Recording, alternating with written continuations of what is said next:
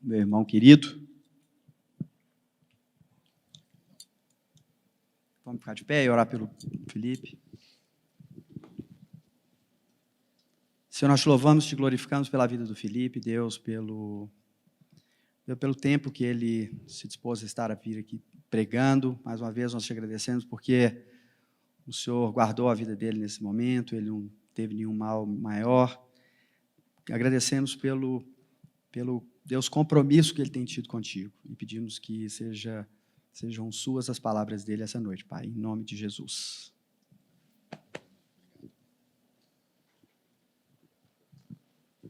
Boa noite, irmãos. Graça e paz do Senhor estejam com todos nós.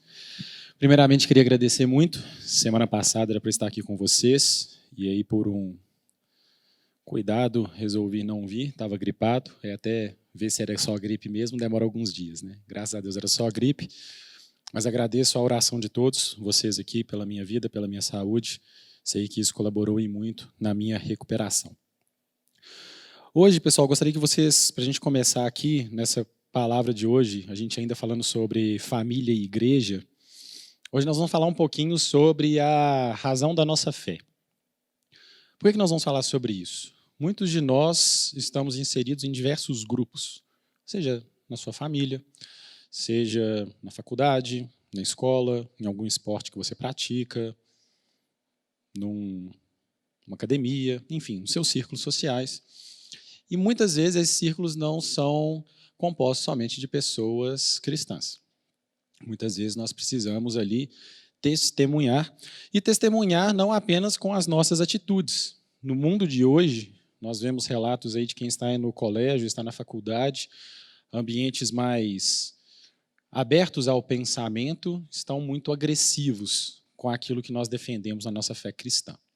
E por que nós vamos falar sobre isso? Porque a palavra nos instiga a que a gente possa expressar a nossa fé, mas não só aqui dentro da igreja, a palavra nos instiga a expressar a nossa fé de uma maneira racional.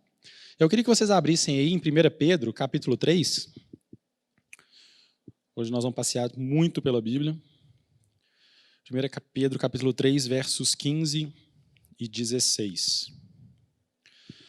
A palavra de Deus diz assim: antes, santifiquem Cristo como Senhor em seu coração, estejam sempre preparados para responder a qualquer pessoa que pedir a razão da esperança que há em vocês. Contudo, façam isso com mansidão e respeito, conservando boa consciência, de forma que os que falam maldosamente contra o bom procedimento de vocês, porque estão em Cristo, fiquem envergonhados de suas calúnias. Ou seja, Pedro, ao escrever aqui, ele diz que nós devemos estar preparados para explicar a razão da nossa esperança, da nossa fé. E aí eu pergunto para vocês, será que nós, individualmente, cada um, porque a salvação é individual, estamos preparados para explicar a razão da nossa fé? Se a gente for inquirido em relação a isso, saberemos explicar ou não? E saberemos explicar com calma, com paciência, sem insultar aquela pessoa? Complicado. Muitas vezes a gente quer ficar nervoso, às vezes responder de uma maneira um pouco mais direta, e a gente não pode fazer isso. Aconteceu um caso comigo uma vez, e que esse versículo veio à tona para mim e começou a fazer mais sentido, no sentido de pertencer mais ao meu dia a dia.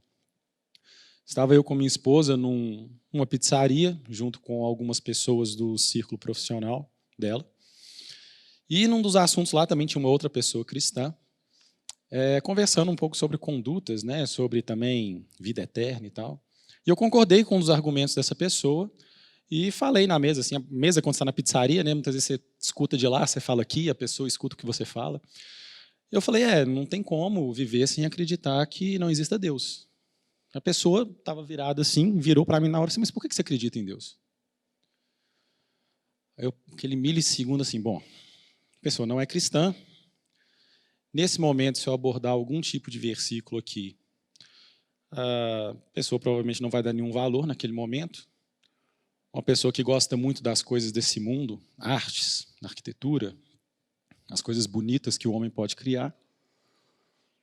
Aí eu pensei, vamos de lógica. A palavra de Deus também é muito lógica, né? Mas não uma lógica ali de algum versículo da Bíblia. Aí eu falei com ele assim, olha, Somente algo vivo pode gerar uma coisa viva, correto? Eu estou vivo, logo alguém me gerou. Tranquilo até aqui? Beleza. Tudo que está vivo veio a existir. O universo existe, logo o universo está vivo. Tudo que está vivo tem existência finita, porque tudo que está vivo vai morrer um dia. Correto? Correto. O universo está vivo, logo o universo é finito.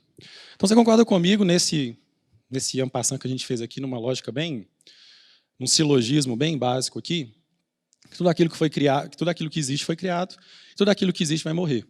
Beleza? Beleza. Quem criou isso aqui então?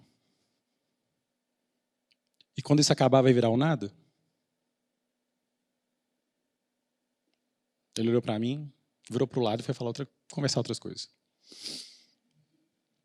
Estou querendo dizer com vocês, pessoal, que não é que a gente não vai usar a Bíblia para poder conversar com algumas pessoas, mas muitas vezes a gente tem que ter uma introdução de alguns assuntos para que um questionamento chegue até o coração dela e deixe a pessoa um tanto quanto fora do lugar. Principalmente no meio de escola e faculdade. A gente ameaça, às vezes, citar a Bíblia, o pessoal não quer nem escutar. A gente vai citar a Bíblia para a pessoa. Mas muitas vezes ela está ali num racionalismo tão doentio, do cientificismo, que exclui que qualquer coisa que não possa ser explicada pelo método científico não existe. Ou seja, essas pessoas que falam isso não conseguem explicar a beleza, porque a beleza você não consegue explicar pelo método científico. Mas eles acreditam em coisas belas e coisas feias. Então, o que eu queria falar com vocês hoje, pessoal, é um pouco sobre essa pressão que a gente sofre na sociedade por ser cristão, mas a gente está muito fechado dentro da igreja e muitas vezes não conversa na linguagem que o pessoal lá fora conversa. E aí a gente tem que estar preparado para conversar sobre isso. Não dá para nos furtar de estudar sobre a palavra. Existe um campo de estudo chamado apologética. Não sei se vocês já escutaram essas palavras, né? Vem de apologia, que significa defesa de algo. Existe a apologética cristã, é a defesa da fé cristã. Aí alguns podem falar assim, mas Deus não precisa ser defendido, ele pode se defender sozinho. Verdade, ele não precisava nem de ter criado isso tudo aqui, mas ele resolveu criar. Não é que você vai defender Deus, você vai defender a doutrina da fé cristã. E a gente precisa fazer isso. Paulo teve que fazer isso diante de diversos governadores, senadores e imperadores. Pega lá Atos, você vai ver ele ter que defender isso. Outros apóstolos também tiveram que fazer isso, porque nós não, num mundo que nos pressiona cada vez mais. Então, voltando aqui, né, nesse pensamento com essa pessoa que eu estava lá conversando com ela, falei assim, como é que do nada, né, o nada, a partir do nada, gera alguma coisa? A sopa existencial. De onde que surgiu essa sopa? Tem que ter um cozinheiro para fazer uma sopa, né? De onde veio tudo isso? Se a gente for lá em Gênesis capítulo 1, verso 1 e 2, a palavra de Deus diz, no princípio Deus criou os céus e a terra. Era a terra sem forma e vazia, trevas cobriam a face do abismo, o Espírito de Deus se movia sobre a face das águas. Então, no princípio, Deus. Antes de qualquer coisa, Deus. Não tem nada antes de Deus. Deus criou o tempo e as coisas físicas. Então, a gente fala do tempo porque a gente está inserido aqui. Mas Deus está acima de todas essas coisas. A terra era sem forma e vazia. E se você for estudar um pouco mais, vai ter gente que vai falar que aqui é a época que existia todas as coisas, mas não como a forma como nós cremos, né? Uma teoria da brecha, que entre o versos 1 e 2 de Gênesis tem todo o que aconteceu, que o pessoal encontra aí das eras mesozoicas e por aí vai. E aí Deus foi lá e começou a criar a terra, porque antes ela existia, mas era sem forma e vazia. E lá em João, 1 João não. Deixa eu achar aqui. Meu aplicativo da Bíblia atualizou, estou perdidaço nele, pessoal, então vocês me desculpem aqui. João, capítulo 1, verso de 1 a 3. No princípio era aquele que é a palavra, ela estava com Deus e era Deus. Ele estava com Deus no princípio. Então, se no princípio Deus criou, o verbo também estava lá no princípio. Todas as coisas foram feitas por intermédio dele, sem ele nada do que existe teria sido feito. Nele estava a vida, e esta era a luz dos homens. A luz brilha nas trevas, e as trevas não a derrotam. Ou seja, a Bíblia aqui, numa época que nem falava-se de iluminismo, né, revolução científica, já explicando as coisas que o ser humano foi começar a descobrir cientificamente depois de vários séculos. Então, existe um princípio de todas as coisas. Porque se a gente falar que, algo foi gerado por algo, que foi gerado por algo, que foi gerado por algo, a gente fica num argumento que a gente fala de argumento circular, não chega no início. E não faz sentido nenhum, logicamente, isso. Mas, se a gente fala isso no mundo, o pessoal vai achar que a gente é louco. Tudo bem, não tem problema. A palavra de Deus fala que a sabedoria de Deus é loucura para o mundo. Não tem problema nenhum. A gente vai ser visto como louco. Se você não é visto como louco, alguma coisa está errada. Porque a gente é bem diferente. Como a água e o óleo não se misturam, a gente também tem que ser assim nesse mundo. Não é que a gente vai se isolar dentro da igreja e não estar nas situações desse mundo, na política, na economia, nos círculos sociais, nós devemos estar lá. Porque a igreja dentro da igreja só vai virar uma seita. Se a gente não está inserido nos locais da sociedade, a gente não está praticando o cristianismo. Sendo um testemunho ali, conversando com as pessoas, sendo sal e luz na terra, você está sendo como aquele candelabro que está debaixo da cama, não em cima, no alto de uma cidade para poder iluminar todas as coisas. Então tem alguns pensamentos no mundo que falam o seguinte, se Deus não existe, né, como algumas pessoas até afirmam isso, então somos todos obras do acaso. E pensar nisso, me desculpa, tem que ter muito mais fé do que ser cristão. Você acreditar que tudo o que aconteceu é obra do acaso, como diz um pastor de uma outra igreja americana, ele fala que acreditar nesse acaso é como acreditar na explosão de uma datilografia, de um local que fabrica máquinas de escrever, e acreditar que o resultado dessa explosão é um dicionário. O universo ele tem tantas sintonias finas, o percentual do sal no oceano é praticamente o mesmo percentual de sal no nosso sangue. A inclinação da Terra, se fosse 0,1 grau para um lado ou para o outro, não existiria vida na Terra. A distância da Terra até o Sol. Acreditar que tudo isso é coincidência é acreditar numa teoria da coincidência. Tem que ter muita, muita fé para poder acreditar nisso. É praticamente impossível. Se a gente for lá para Jeremias, capítulo 1, verso 5,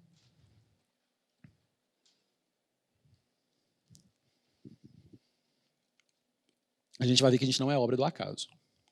Se você ainda tem dúvida disso, né?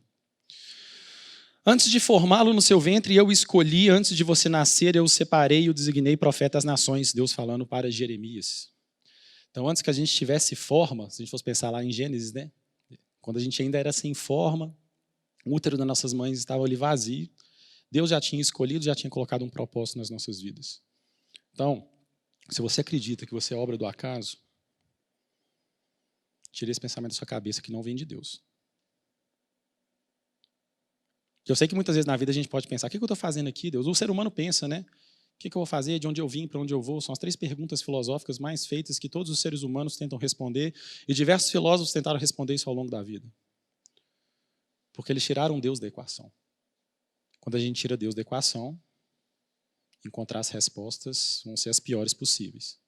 Porque se não tem Deus, não existe eternidade. Se não tem eternidade, o que a gente está fazendo aqui? Nós vamos morrer mesmo. Então, para que moral?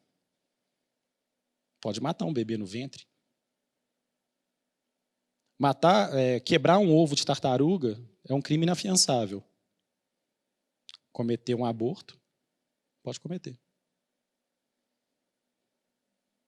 Será que a vida de uma tartaruga é mais importante do que a vida de um ser humano? É disso que nós estamos falando nessa luta ideológica no mundo, pessoal. Se a gente não estiver pronto para poder conversar sobre essas coisas, tanto que já tem algumas pessoas que já estão nomeando a nossa era como uma era pós-cristã. As pessoas não veem a necessidade de acreditar em um Deus, principalmente acreditar em Cristo. E isso é muito triste. Nós, como igreja, deixamos acontecer isso. E é justamente nos meios, principalmente acadêmicos, escola e faculdade, que isso é moldado na cabeça das pessoas. Existe, inclusive, uma empresa, acho que ela chama Box 1824, que praticamente faz pesquisa somente com pessoas de 18 a 24 anos, porque é nessa faixa ali que vai moldar todo o tipo de consumo que aquela pessoa vai querer ter e praticamente todos os hábitos da vida dela. Eles só fazem pesquisas com essas idades e retornam isso para as empresas. 18 a 24, estamos ali no final do ensino médio, né? De faculdade, geralmente. Se você se encaixa nisso, grude em alguém aqui da igreja, porque sozinho é difícil lutar. Tudo bem que Deus não precisa da gente, né? Mas assim, cola em alguém. Descobre alguém lá na faculdade ou na escola que também tem a mesma fé que você. Pede essa ajuda aqui na igreja, seja discipulado por alguém. Porque a pressão social é muito grande. Aconteceu com Pedro. Não vou te negar jamais. Negou 3 vezes, em menos de 8 horas numa madrugada. E olha que andava do lado de Jesus. Coitado de nós, né? Salmo 139, verso 4. Antes mesmo que a língua me chegasse à boca, né, ou que a palavra me chegue à língua, tu já conhecesses inteiramente, Senhor. Ou seja, o nosso pensamento também não é obra do acaso. Nossa mente é um grande campo de batalha. É um ditado popular que o pessoal fala, né? Tem 2 lobos dentro de você, aquele que se alimenta vai ganhar mais. Vai ganhar a luta ali. Então, como você tem alimentado o seu espírito para estar preparado para essa guerra? Que ela é uma guerra cultural. Estamos inseridos em uma nação, num estado, em uma região aqui metropolitana, grande parte de nós, que tem alguns costumes. Existe uma cultura. Essa cultura, ao longo do tempo, vai sendo modificada. Mas a palavra de Deus não é modificada ao longo do tempo. Nem a sua moral, nem a sua existência, nem o seu poder. Impérios vêm e vão, mas a palavra de Deus permanece. Mas ela permanece porque existem pessoas que lutam pela sua permanência. No final de semana passada, minha esposa e nós assistimos o filme Paulo, Apóstolo de Cristo. Achei bem interessante a forma como eles retrataram ali a perseguição, naquele momento que Paulo já está preso para poder ser entregue ao seu capataz lá para morrer, né? Lucas está ali com ele junto. Tem muitas partes ali que, claro, né, é um pouco de filme, né? Não está tudo escrito ali na Bíblia para contextualizar, o pessoal tem que ir um pouco a mais. Mas só de ver visualmente aquela perseguição, eu fico pensando, nossa, a gente está muito longe de falar que é perseguido igual aquele pessoal. E a gente reclama demais. Vou falar a gente porque eu estou incluso nisso aí, tá, pessoal? Assim, o que mais mexeu naquele filme foi assim, putz, Guilherme, se eu tivesse lá, eu seria uma criancinha. Tinha jovens ali, adolescentes, que eram muito mais corajosos que eu. Em uma situação muito mais difícil. Outro pensamento que tem é, se Deus não existe, então toda a vida humana, bem como cada indivíduo, um dia serão destruídos. E não tem nada depois da morte. É fato que esse mundo vai ser destruído, que a nossa carne vai ser destruída pelo tempo. A gente vai morrer, se não morrer, a gente vai ser arrebatado, mas esse corpo vai deixar de existir. E eu queria que vocês abrissem lá em 2 Pedro, capítulo 3, versos 10 e 11. Então é que nada está desconexo da palavra, pessoal. Tudo que o pessoal fala, né, não tem nada novo debaixo do sol. A gente consegue voltar na palavra e justificar todas as coisas. Só que muitas vezes primeiro a gente usa a lógica e depois fala, tá entendendo, amigão? Beleza, agora vamos abrir na Bíblia aqui que eu vou te explicar que isso já existia há muito tempo. O dia do Senhor, porém, virá como ladrão, os céus desaparecerão com um grande estrondo, os elementos serão desfeitos pelo calor e a terra e tudo o que nela há será desnudada. Visto que tudo será assim desfeito, que tipo de pessoas é necessário que vocês sejam? Pergunta forte. Tudo vai ser destruído. Tudo. E isso não quer dizer que a gente tem que viver de qualquer forma, porque a gente tem uma esperança de uma vida eterna. E vida com Deus, né? Não vida eterna no lago de enxofre lá, misericórdia, mas vida eterna com Deus. Em Hebreus, livro que a igreja está estudando mais uma vez, capítulo 11, versos de 13 a 16, diz assim, fala ali, né, o capítulo que fala dos heróis da fé, um capítulo muito importante, que edifica bastante a gente. Todos esses viveram pela fé e morreram sem receber o que tinha sido prometido. Viram-no de longe e de longe o saudaram, reconhecendo que eram estrangeiros e peregrinos na terra. Os que assim falam mostram que estão buscando uma pátria. Se estivessem pensando naquela de onde saíram, teriam oportunidade de voltar. Em vez disso, esperavam eles uma pátria melhor, isto é, a pátria celestial. Por essa razão, Deus não se envergonha de ser chamado Deus deles e lhes preparou uma cidade. Nós somos peregrinos nessa terra. Estamos de passagem. Assim como o povo ficou de passagem no Egito. Só que eles lá quiseram retroceder. No Egito era melhor. A gente apanhava pra caramba. Tinha que fazer o próprio barco, fazer o próprio tijolo, mas era melhor do que aqui. Oi? E aqui remonta um pouco isso. Nós somos peregrinos. Mas para onde a gente está indo? Será que a gente tem essa noção, todo dia quando a gente acorda e vai dormir, vive o nosso dia, que tudo aqui é passageiro, mas é passageiro num sentido, num pensamento de fazer sentido para uma vida eterna, para a nossa pátria celestial? Que tudo que a gente faz aqui ecoa na eternidade. Se você está aqui algum dia, foi porque alguém pregou para você, nem que seja seus pais, porque você nasceu num lar cristão, ou alguma outra pessoa pregou para você, seja por testemunho, numa igreja, em algum outro local, e você aceitou. Olha o eco na eternidade. Mas será que a gente vive todos os dias pensando nessa eternidade, pensando na Nova Jerusalém, na qual estaremos lá num novo corpo, com novas vestes, onde não haverá mais choro, não haverá mais doença, não haverá mais nada ruim, vai ser como deveria ser desde o início? Muitas perguntas, pessoal, mas é para a gente poder refletir mesmo, trazer esse senso de urgência para a gente, porque como o pastor Neif fala, chegou o tempo das dores. Outro pensamento também que acontece no mundo é, se Deus não existe, não há vida após o túmulo. Muitas pessoas dizem, não, isso aqui mesmo, acabou e pronto. Muitos pensam assim, né? Então a vida em si não tem sentido, valor e nem propósitos objetivos. Afinal, hoje tudo é relativo. Você vai falar de objetividade, isso é quase execrado.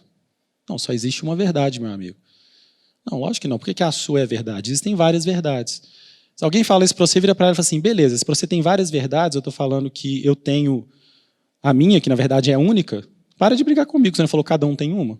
Eu acredito na minha, que é a única. Por que você está brigando comigo? Você tem várias? A minha é uma dessas várias, você acredita aí, mas na verdade a minha é a de Deus, que é a correta.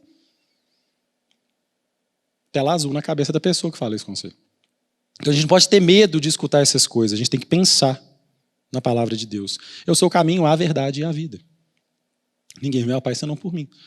Se a pessoa não quer entender aquilo no momento, ok. A pessoa tem, escolhas que ela pode fazer. Quero que a gente possa ir lá para Apocalipse, capítulo 21, versos de 1 a 4. O pensamento é que não há vida após túmulo, não vai ter nada depois daqui. Então vi novos céus e nova terra, pois o primeiro céu e a primeira terra tinham passado, e o mar já não existia. Vi a cidade santa, a nova Jerusalém, que descia dos céus da parte de Deus, preparada como uma noiva adornada para o seu marido. Ouvi uma forte voz que vinha do trono e dizia, agora o tabernáculo de Deus está com os homens, com os quais ele viverá. Eles serão os seus povos, o próprio Deus estará com eles, e ele será o seu Deus. Ele enxugará todos os seus olhos de toda lágrima, não haverá mais morte, nem tristeza, nem choro, nem dor, pois a antiga ordem já passou. Aleluia! Não acaba aqui. Quando a gente morre, não sobe a tela com The End e as pessoas que participaram da sua vida. É só uma passagem. Como muitos falam, a Bíblia é um grande parêntese. Depois do capítulo 2 de Gênesis e antes do capítulo 21 de Apocalipse, é um grande parêntese no plano original de Deus. Só que a gente vive na urgência desse mundo, é o amanhã, é o plano de amanhã, eu tenho que ir no supermercado, eu tenho que passar naquela prova, eu tenho que aquele compromisso. Não estou falando que a gente não tem que pensar nessas coisas, mas não é só isso. E todas essas coisas são passageiras. Todas, todas, todas.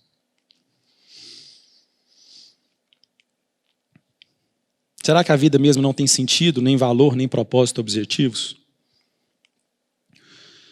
Vamos pensar no sentido.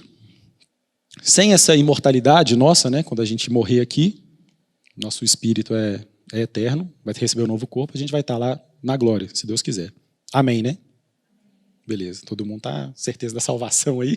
Se não tiver, vão ajoelhar e vão orar junto. Se não tem esse senso de imortalidade, da vida futura, então a vida não possui nenhum significado último. Afinal, não tem problema não. O que eu faço aqui, sendo bom ou ruim, vai acabar aqui mesmo. Sem Deus não existe um cenário mais amplo dentro do qual a vida humana possa ser vista como algo que importa. E é o que acontece com essa agenda de hoje. Se não existe um futuro, para que eu vou preocupar com a vida? Posso aceitar qualquer tipo de relacionamento, casamentos, escolhas, abortos. É esse tipo de consciência que a gente tem que ter. Uma bactéria em Marte é considerada vida. Um ser humano com 4 meses desenvolvido no ventre de uma mulher, incrivelmente, não é considerado vida no pensamento de hoje. E a gente escuta umas coisas dessas e foi encontrado vida em Marte, suspeita de vida em Marte, um protozoário. Um ser humaninho ali, de 3 meses, 4 meses, que já tem um coração batendo, diversos órgãos em desenvolvimento. Pode enfiar um instrumento ali e arrancar. A gente tem que indignar com essas coisas, pessoal. Efésios capítulo 1. Versos de 3 a 6. Bendito seja o Deus e Pai de nosso Senhor Jesus Cristo, que nos abençoou com todas as bênçãos espirituais nas regiões celestiais em Cristo, porque Deus nos escolheu nele antes da criação do mundo, para sermos santos e irrepreensíveis em sua presença. Em amor nos predestinou para sermos adotados como filhos por meio de Cristo Jesus, conforme o bom propósito da sua vontade, para o louvor da sua gloriosa graça, a qual nos deu gratuitamente no amado. Ele nos escolheu antes aqui, da criação do mundo, ou seja, antes de Gênesis 1, verso 3, Jesus já tinha nos escolhido. Então, por favor, se você deita aí de noite, passam uns dias, você pensa que você não tem valor, o que você está fazendo onde você está, que a vida seria melhor se você não existisse, que muita coisa acontece de ruim por causa da sua vida, clama a Deus na hora, assim, Deus, tira esse pensamento da minha cabeça, porque eu sei que o Senhor me escolheu antes da fundação do mundo. Antes de eu estar no ventre da minha mãe, o Senhor já colocou um propósito para a minha vida. O Fredinho falou aqui que a gente, para escutar, tem que fechar a boca e abrir os ouvidos. Às vezes a gente está dando muita atenção para o que o mundo está falando e pouca atenção para o que a palavra fala para a gente. Mas para poder escutar a palavra, a gente tem que passar tempo com a palavra. Então, sem essa imortalidade, sem essa vida eterna, não há responsabilidade moral e as suas opções morais se tornam inconsequentes. Sem Deus, os valores morais não passam de ilusões incutidas em nós pela evolução ou pelo condicionamento social. Ou seja, não, que isso aí é passado, isso aí era uma cultura que pensava assim, agora a gente está em pleno século XXI. Aí, porque a gente está no século XXI, não existe Deus, então? Porque a gente está no século XXI, a lógica deixou de existir. Porque no século XXI, o livro mais lido no mundo, que tem mais evidências científicas e comprovadas de praticamente todos os personagens, que estão ali no livro, que é a Bíblia, não é verdade. Existem mais documentos históricos que citam Jesus do que Platão, Sócrates e Aristóteles juntos. E mais próximo ainda da sua existência, de quando os fatos aconteceram. E as pessoas acreditam mais em Sócrates, Platão e Aristóteles do que em Jesus. Pedem evidência, como se fosse evidência fosse uma foto. Então não dá uma foto de Sócrates também. Prova a ressurreição. Você pega 12 fontes não bíblicas que citam a existência de Jesus e que citam sua ressurreição. Tem várias. E aí, a pessoa não acredita, mas acredita que outros eventos no passado aconteceram sem ter tido a mesma evidência histórica.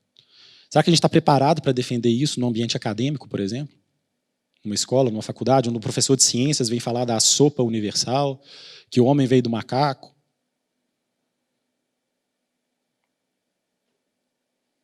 A gente tem que saber responder essas coisas, pessoal. Não é para bater de frente, porque a gente tem que falar lá no início, 1 Pedro 3,16, falar com mansidão. Se às vezes o preço vai ser você ser excluído na sala, ninguém vai conversar com você, vai te mandar para a diretora que você desacatou o professor, você vai ser suspenso, glória a Deus. Nesse caso a gente pode falar, tudo aqui é passageiro, na glória você não vai lembrar disso não. Mas com certeza aquilo que você falar ali para o seu professor com respeito vai encontrar um eco na cabeça dele, ou para o seu colega de trabalho, colega de faculdade, qualquer outra coisa.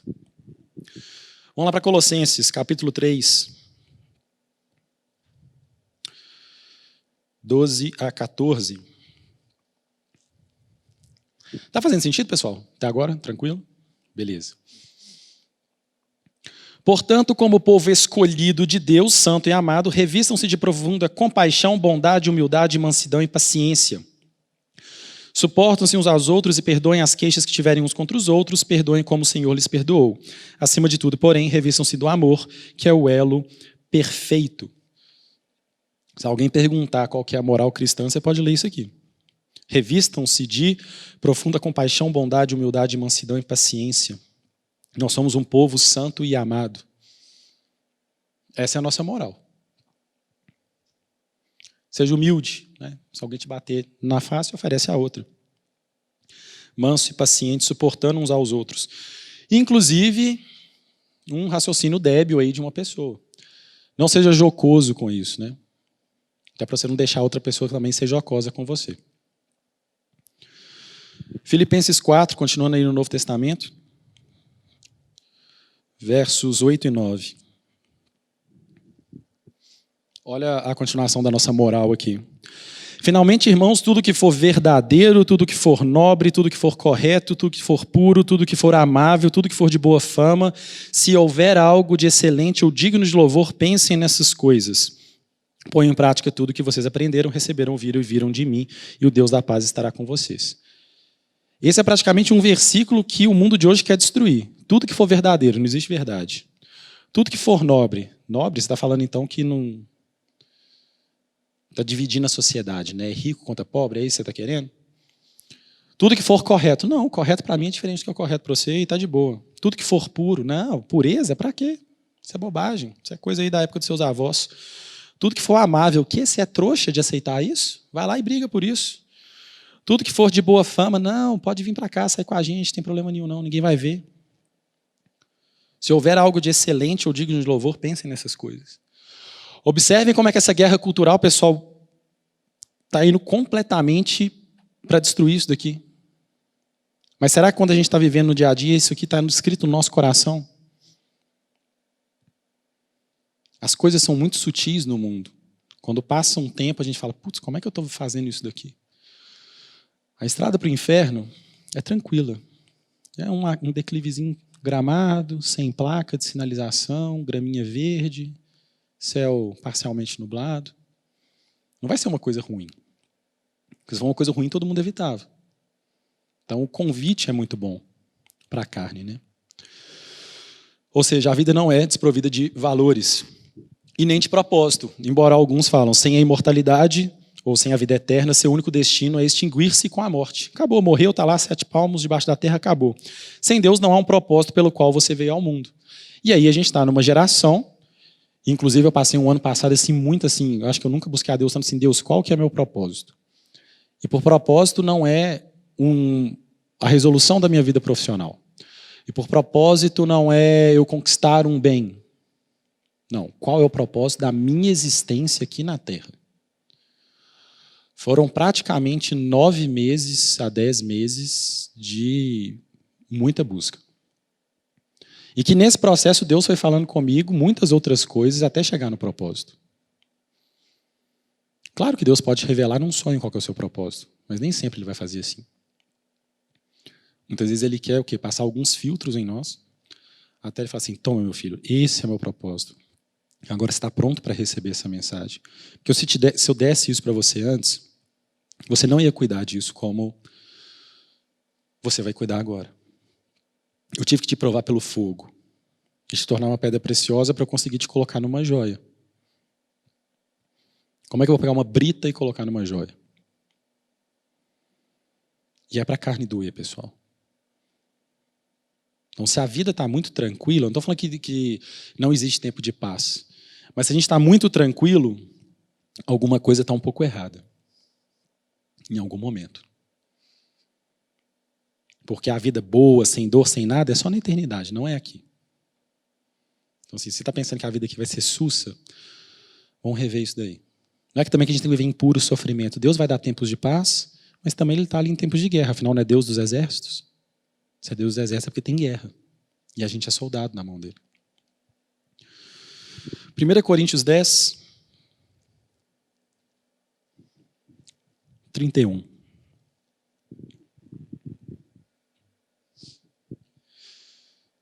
Você quer ver que tem propósito até nas pequenas coisas do dia a dia? O pessoal pensa num propósito assim, eu vou ser missionário, como se só missionário ia ter um propósito. Deus às vezes tem um propósito de constituir uma família. E de você ali trabalhar no mercadinho do bairro e impactar aquela rua.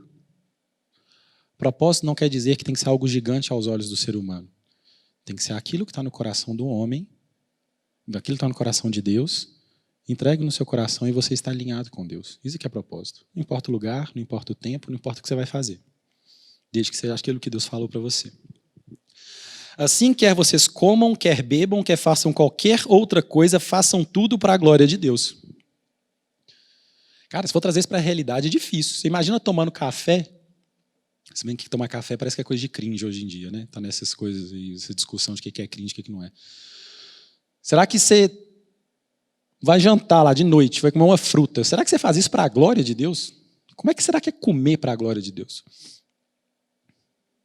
Uma simples oração antes. Deus, muito obrigado por esse alimento. Precisamos me trazer vivo até o fim desse dia, porque eu não sei como é que um ser pecador como esse, que blasfema contra o teu santo nome, pode chegar vivo no final do dia se eu não ter mandado um raio para me matar. E a verdade é essa. Deus, eu acordei. Para mim, dormir é um mistério. Você está lá deitado, de repente, puf, fecha o olho, acorda, passou o dia, está renovado e o que aconteceu? Obrigado por ter mais um dia de vida. Quer façam qualquer outra coisa, você vai na academia. Deus, obrigado pela saúde que o Senhor me deu. Porque eu sei que eu tenho saúde porque o Senhor me deu. Você está na faculdade, Deus, obrigado porque o Senhor está me dando condição aqui de ter um conhecimento. E que esse conhecimento seja útil naquilo que o Senhor for me colocar para poder fazer. Vamos voltar para Efésios, agora capítulo 2. Verso 10. Porque somos criação de Deus, realizada em Cristo Jesus, para fazermos boas obras, as quais Deus preparou antes para nós as praticarmos. Então não é só na sua rotina, né? Escovar dente, tomar banho, sair de casa, estudar e tal. Mas também o propósito seu é fazer boas obras. A fé sem obras é morta. Nós não vamos ser salvos por boas obras, tá, pessoal? Não é isso. Mas se a gente tem fé em Cristo, a gente também tem que fazer boas obras. Servir em algum local. Às vezes servir é um colega seu de escola que está passando um perrengue absurdo na casa dele e você precisa ser um ombro amigo. Escutar e no final fazer uma pergunta. Posso orar por você? Às vezes a pessoa está tão desesperada, às vezes ela nunca escutou essa pergunta na vida. Que assim, o que for que será que seja orar, pode sim. Estou aceitando qualquer coisa. Às vezes a pessoa está tão no fundo do poço que ela nunca escutou alguém orando. E quando a gente ora, a gente está abençoando alguém. E talvez vão ser as primeiras palavras de amor que essa pessoa vai ouvir na vida. E aí pode ser o começo de uma grande transformação. De Deus se utilizando para alcançar a vida de alguém. Vamos voltar para 1 Pedro agora. Capítulo 2, verso 9.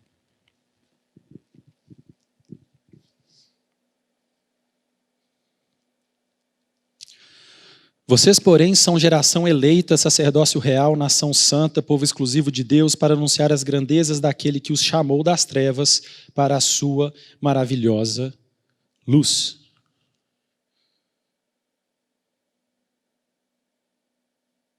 Você é eleito. Isso, para mim, traz um peso no sentido de temor muito grande. Eu não precisava desistir. Deus podia ter resolvido todas as coisas no poder dele. Mas ele quis criar o ser humano para se relacionar com ele. Nós pecamos. Ele enviou o seu filho, nos resgatou e antes, sabendo que tudo isso ia acontecer, ele já nos elegeu. Ali entre o versículo 2 e 3 de Gênesis capítulo 1. E isso é mais do que ser convocado para a seleção brasileira. Por mais que a seleção brasileira esteja lá, né, um fué. Você está convocado para a seleção celestial, eterna. Você está lá escalado, saiu, está lá seu nome no livro da vida. Na escalação oficial está lá escrito seu nome. Mas até lá, assim como um jogador treina, a gente também tem que treinar. E não é só treinar no sentido assim, vou me capacitar. Não pensa que você vai se capacitar E quando você estiver pronto, Deus vai te usar. Ele vai falar, eu quero te usar. E eu vou te capacitar no meio do caminho. Porque se você capacitar antes, você vai falar que foi sua glória. Porque esse conhecimento você tinha e você conseguiu aquilo. E Deus não divide a glória dele com ninguém. Então, às vezes, seu propósito está na sua frente. E você está ali tentando se preparar. E Deus só está esperando você cansar e falar assim, podemos começar agora, então?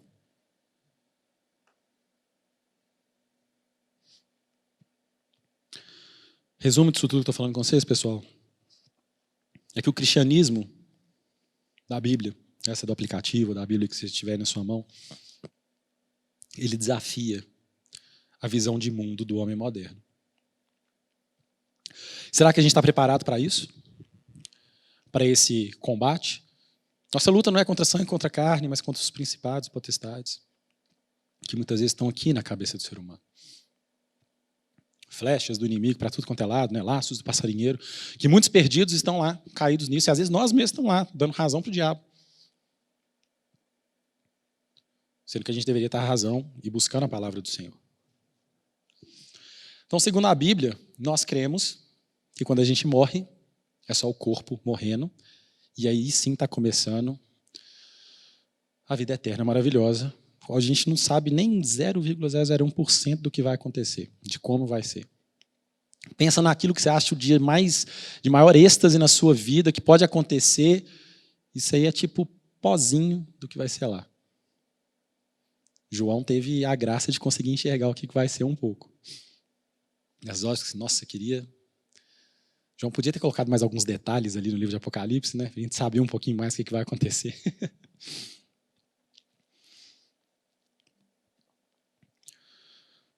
Tudo isso, pessoal, para mim é muito forte, porque eu passei por uma faculdade de ciência da computação, onde tudo é 0 e 1. Mas apesar de não ser uma ciência social, umas ciências humanas, né, quase nada é 0 e 1. A gente via isso, mesmo não tendo nem muito espaço para poder falar sobre filosofia, essas coisas, a gente via em alguns comentários contra o plano de Deus, contra o cristianismo. Via meu irmão na faculdade de Direito, e a Vanessa foi colega dele, tendo embates muito mais fortes com professores e colegas. E hoje o que a gente vê é que o negócio está assim, até em faculdade de Economia o negócio está pesado. Não vá para essa guerra sozinho, mas também não desista dessa guerra. Só vou abrir uma água aqui que minha garganta está meio seca, só um minutinho.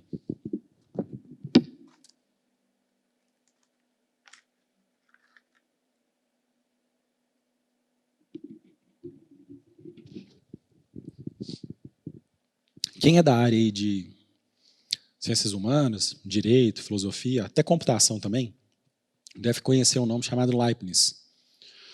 Se você não conhece, com certeza você utiliza coisas dele no dia de hoje, principalmente uma questão lógica, né? Cálculos também, ele que formulou muitas coisas na matemática. E ele foi um dos primeiros a tentar responder à existência de Deus pela lógica, de uma forma assim bem concreta. E o que motivou ele a pensar sobre isso foi a seguinte pergunta. Eis a primeira questão que deveríamos com razão nos fazer. Por que existe algo em vez do nada? Por que tudo isso existe e não é nada? Pode falar assim, nossa, mas que pergunta viajada, parece que eu estou numa aula de filosofia aqui lá do colégio, da faculdade. Mas ele foi um dos primeiros a questionar isso. Eu queria que a gente abrisse lá em Êxodo 3, versos 13 e 14.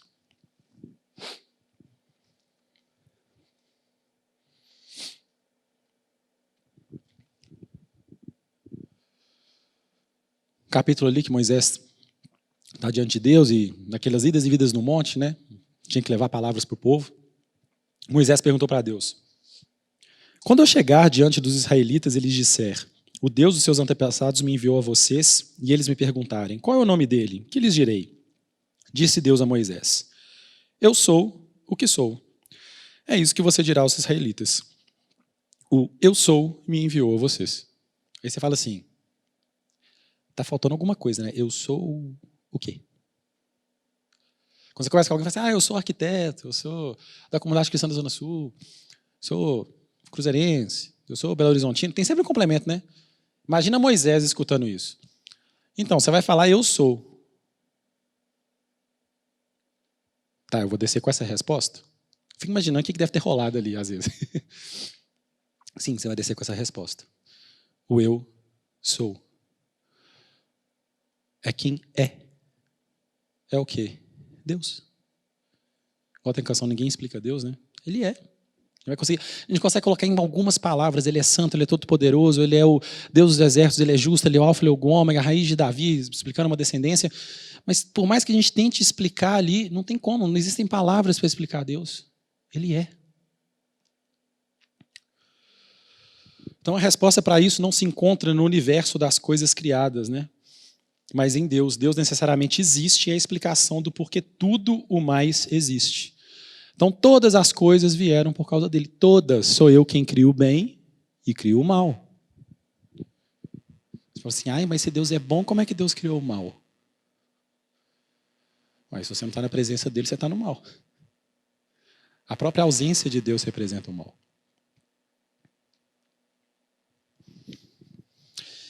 E eu estou falando desse cara, o Leibniz, aí, depois vocês procuram a imagem dele. Cara com cabelo bem encaracolado aí. Nas pinturas e esculturas que a gente vê dele. Ele tem o seguinte argumento, dividido em 3 premissas. Quem já teve aula de lógica aí vai lembrar de algumas coisinhas. Tudo que existe tem uma explicação para existir. Se o universo tem uma explicação para existir, essa explicação é Deus, e o universo existe. Como é que funcionam argumentos lógicos? Se você tem as premissas todas como verdadeira, você pode chegar numa conclusão verdadeira. Para você quebrar essa conclusão, você tem que quebrar alguma premissa. E demonstrar que aquela premissa é falsa. Aí você consegue quebrar o argumento. Então, quando a gente vai falar alguma coisa para alguém, a gente tem que ter certeza daquilo que a gente está falando. Inclusive em relação à palavra. Porque a gente escuta tantas músicas e algumas coisas aí, que a gente acha que está na Bíblia, mas não está. A gente tem que tomar cuidado com isso. Então, é o seguinte. Se tudo que existe tem uma explicação para existir e o universo existe, a gente pode falar que o universo tem uma explicação para existir. E quando a gente fala que o universo existe, é impossível alguém refutar isso, né? Basta você olhar ao redor, a gente está aqui. Então, qualquer um que está buscando a verdade, minimamente decente, é impossível refutar isso aqui. Então, a pessoa olha lá para o primeiro argumento, se tudo que existe tem uma explicação para existir. Será que é? Aí alguns podem dizer, bom, se tudo que existe tem uma explicação para existir, Deus existe, logo Deus tem uma explicação também. Será que Deus tem uma explicação para existir? Se Deus tivesse uma explicação para existir, precisaria de um ser maior do que Deus que tivesse criado ele que explicaria Deus. Aí a gente vai, beleza, e esse cara que é maior do que Deus? Teria que ter alguém também maior que explicasse ele. E aí a gente vai numa corrente ad infinito. Argumento circular que a gente diz isso. Não resolve nada. Então não tem como a gente ir por esse caminho. O cristão fala que Deus existe de uma forma inexplicável e o ateu fala para parar a explicação no universo. Não precisa da gente colocar Deus na equação. O universo existe e pronto. Está aqui, sempre teve aqui. Vamos tirar Deus da equação. Só que a gente vai ver que isso não é muito bem possível. Existe na lógica falando que é a falácia do táxi. Táxi, quando você sai dele, né, o Uber, você só acena assim, ele vai embora. Né? Você não pode fazer isso com um argumento. Não, vamos tirar Deus aqui, porque tudo se explica. Em nada você pode fazer para poder explicar isso. Então, existe um certo problema para a gente poder, para quem defende, né, que Deus não existe, explicar isso daqui. Bom, certas coisas existem por duas classes. A gente pode falar que 2 classes de coisas. Por que elas existem? A primeira coisa é que necessariamente existem. O que isso quer dizer? Seja por imposição ou por necessidade, aquilo precisa, aquilo existe sem uma causa. Números, por exemplo. Muitos matemáticos falam que os números simplesmente existem. Tanto que é uma linguagem universal. O número aqui no Brasil, o mesmo número na Rússia, se você somar 2 números aqui, é mesmo se você somar os 2 números na Austrália. Eles necessariamente existem. Tanto que todos os povos conseguiram chegar num sistema numérico que explicasse as coisas. Só que existem algumas coisas que têm a sua existência causada. Ou seja, não necessariamente precisavam existir. A gente. Se os nossos pais não tivessem se encontrado, você não existiria. Então você não existe necessariamente, você existe por causa de algo, por uma causa.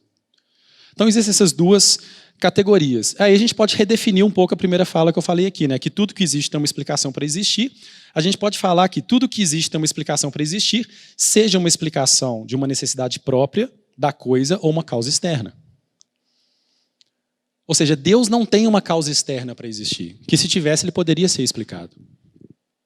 Então a explicação de Deus se encontra na necessidade da própria natureza de Deus. E entender a natureza de Deus não dá para a gente explicar pelo método científico.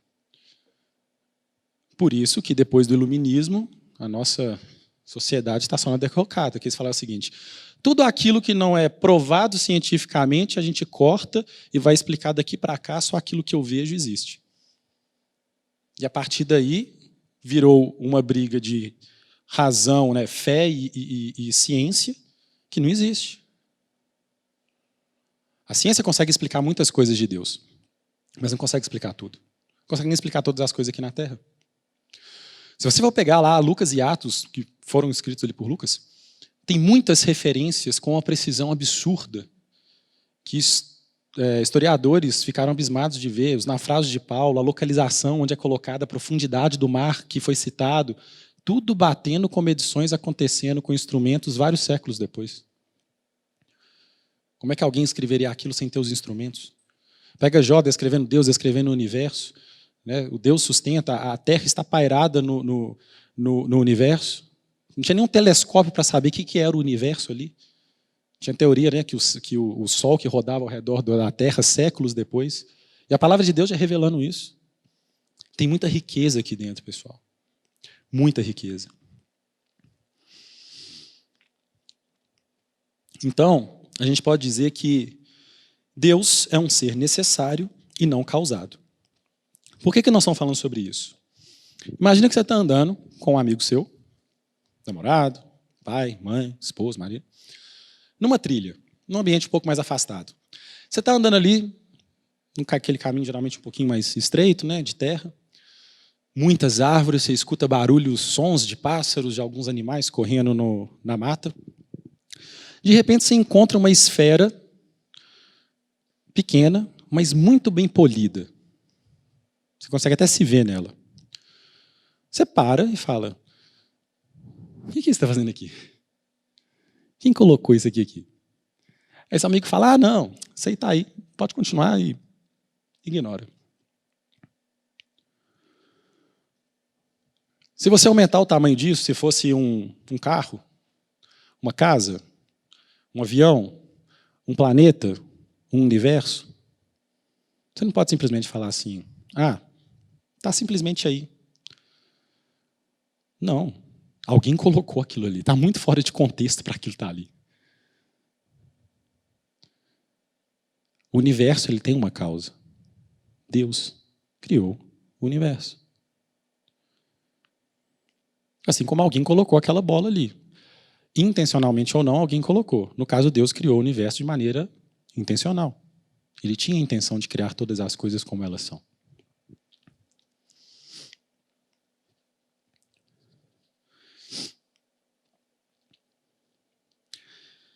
Alguns dizem que é impossível que o universo tenha uma explicação para a sua existência. Porque seu estado anterior tinha que ser alguma coisa anterior ao universo. Só que se não tem nada antes do universo, como é que o nada gerou o universo? A Terra era sem forma e vazia, mas já tinha sido criado ali por Deus. O universo não tem como ele somente existir de uma forma inexplicável. Se o universo é tudo que existe, se não existir o universo, então existe o nada. Como é que existe o nada? Se o universo deixar de existir, continua existindo Deus. Com certeza continua.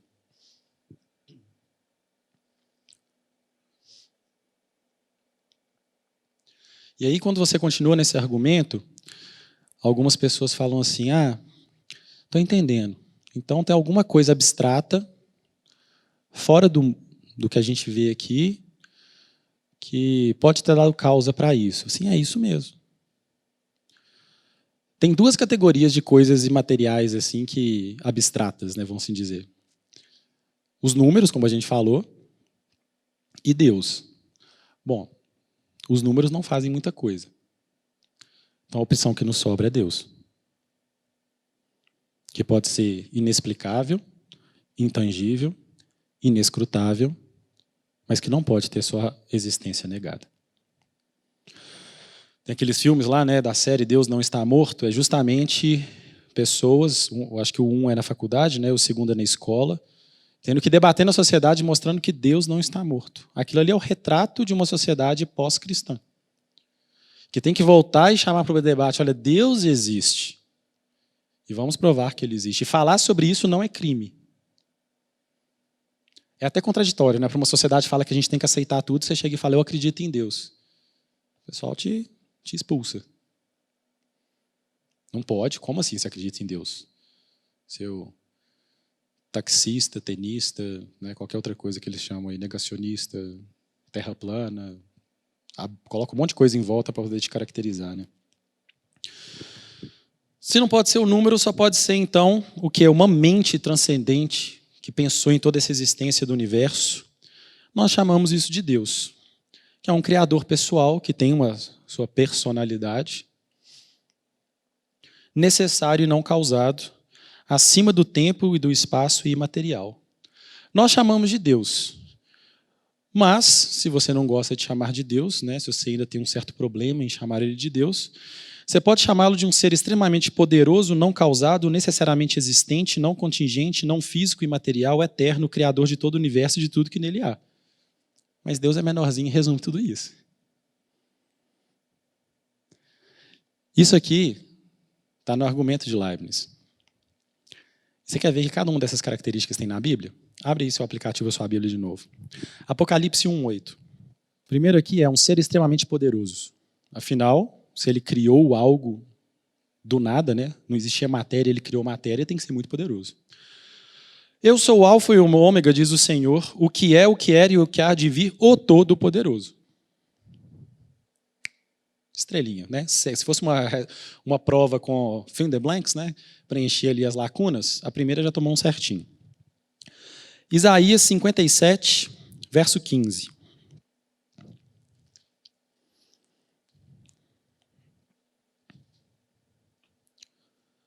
Verso 15. Segundo argumento é não causado. Pois assim diz o alto e sublime, o que vive para sempre, cujo nome é santo. Habito no lugar alto e santo, mas habito também com contrito e humilde de espírito, para dar ânimo ao espírito do humilde e o novo alento ao coração do contrito. O início, que vive para sempre. Alguma coisa que vive para sempre não tem como ter sido criado, causado, porque senão teria vida, no sentido do nosso tempo aqui, e iria morrer. Então, se ele vive para sempre, ele não pode ser causado. Mais um certinho aí para a nossa frase. Colossenses 1:17.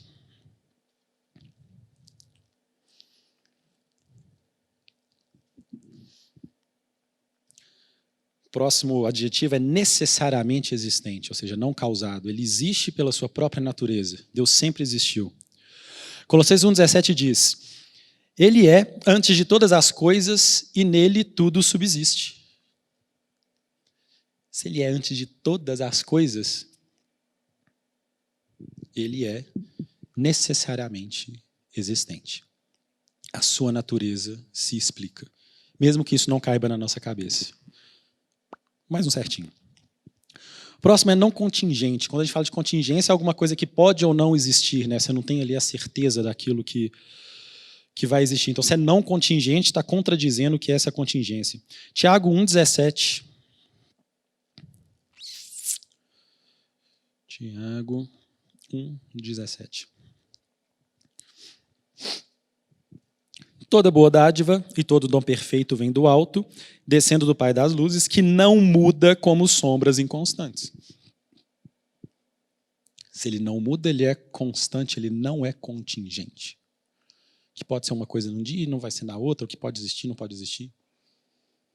Mais um certinho para um cara que escreveu isso no século XVII. Não físico e material, João 4, 24. João 4, 24.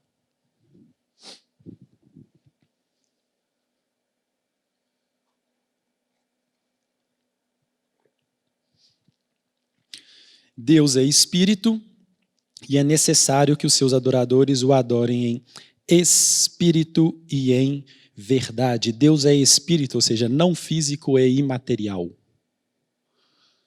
De novo, a lógica aqui, a Bíblia validando um argumento. Ele é eterno, Jeremias 10, 10. Eu peguei uma referência de cada, tá, pessoal? Porque, na verdade, a gente poderia assim, pensar em diversos outros versículos aqui. Fique para você pensar em outros versículos que justifiquem essas características de Deus. Mas o Senhor é o Deus verdadeiro, Ele é o Deus vivo, o Rei eterno. Ele é eterno. Ele é Rei eterno. Mais um adjetivo ali. Checkzinho. Criador de todo o universo, Romanos 1, 20.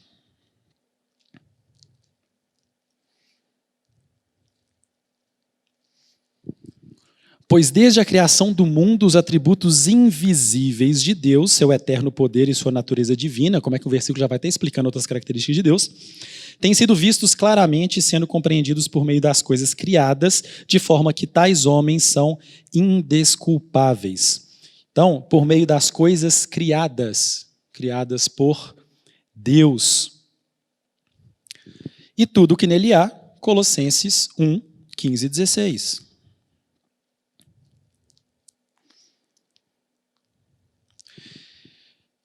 Ele é a imagem do Deus invisível, o primogênito sobre toda a criação, pois nele foram criadas todas as coisas nos céus e na terra, as visíveis e as invisíveis, sejam tronos, sejam soberanias, poderes ou autoridades, todas as coisas foram criadas por ele e para ele. Fim da questão, certo, 100%, fechou a prova.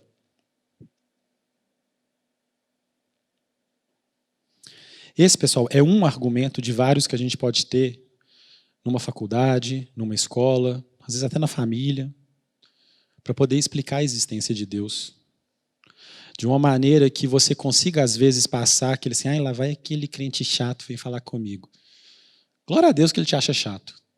Mas você vai pegar num ponto em que ele dá tanto valor para a lógica que você fala assim, então vamos conversar logicamente sobre a existência de Deus.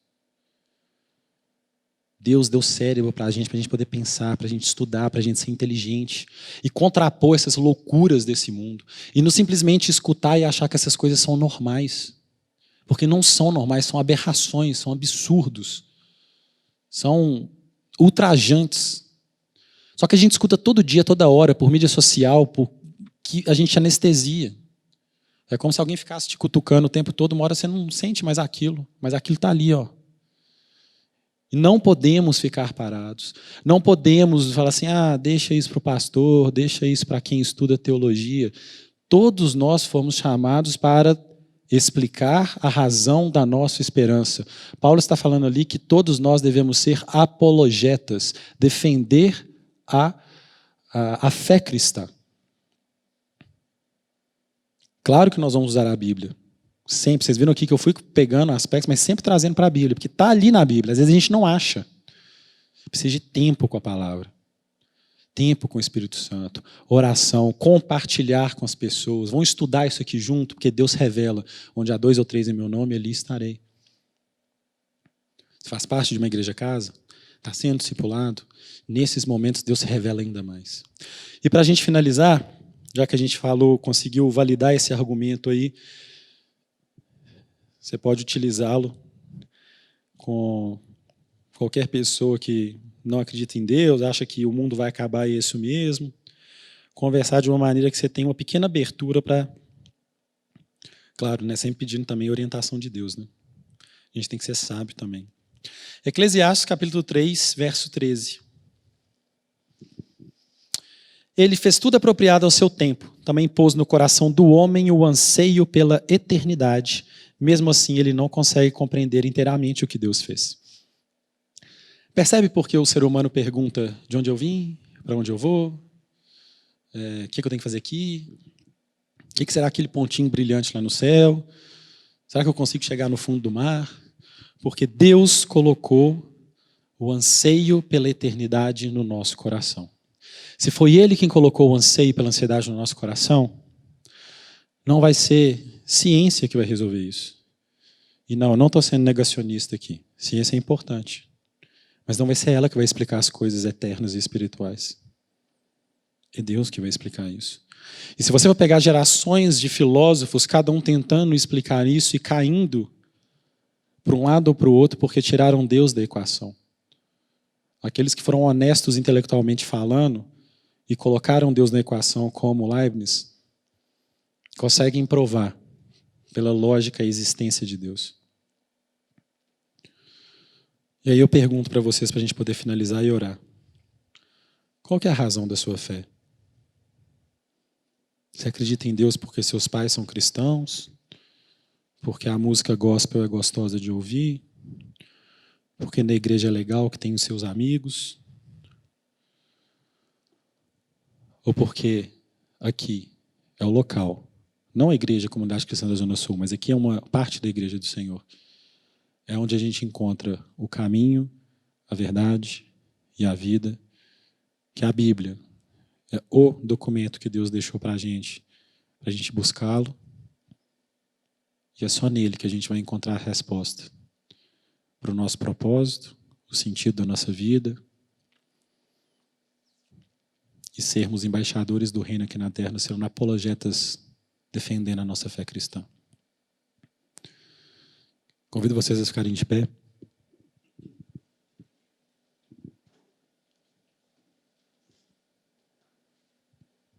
Vamos orar para finalizarmos aqui. Pai amado, nós agradecemos por esse tempo aqui, Pai. Agradecemos porque o Senhor nos dá a liberdade de reunirmos e falarmos em Teu nome e louvarmos, adorarmos, Deus, a Tua santidade, adorarmos a Trindade, Pai, Filho e Espírito Santo, Pai. Obrigado porque temos a oportunidade de falar abertamente sobre essas coisas e porque a igreja, Deus, e juntamente com a família, é o último reduto nesse mundo decadente, morto, que jaz no maligno, Pai. Que o nosso coração possa arder não somente pela Tua palavra, que é viva e eficaz, mas ela possa arder, Deus, por ter essa comunhão.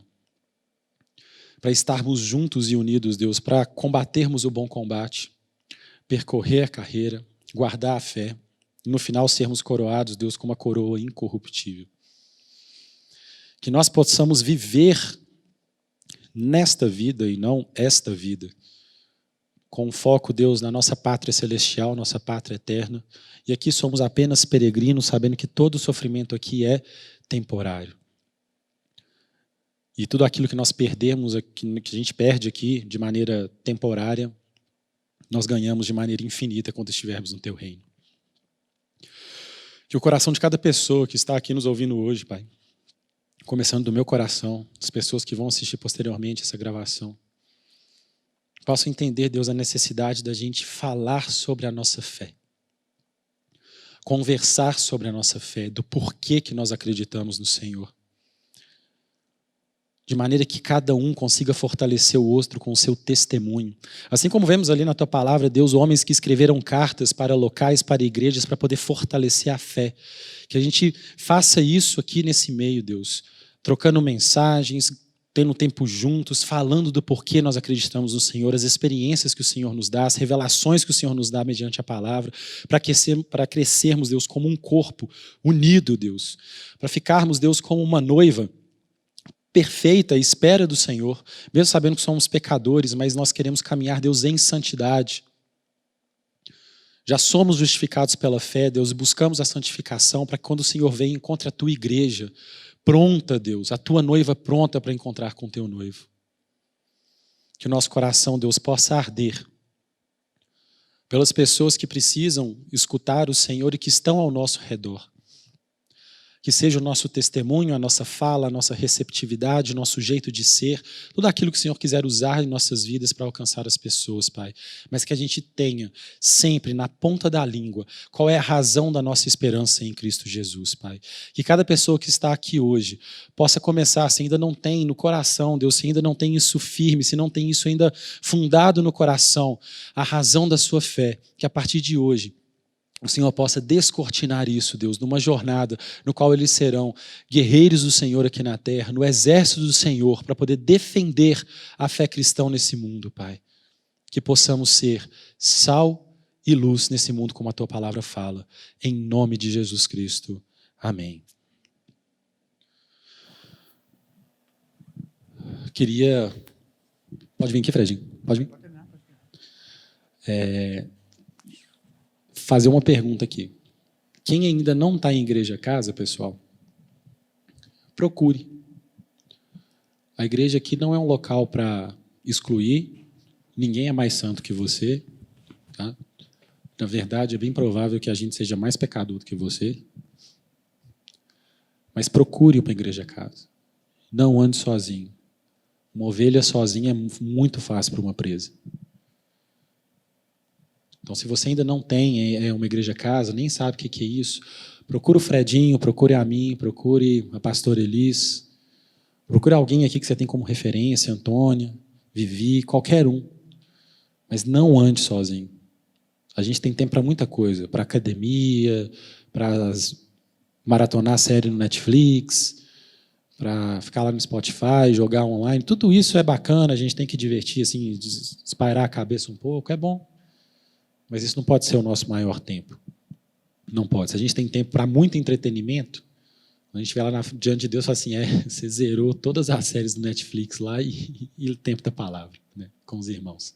Não é para trazer peso, não, nem legalismo, tá, pessoal? Mas porque se a gente anda junto, a gente anda mais longe, a gente fica mais forte.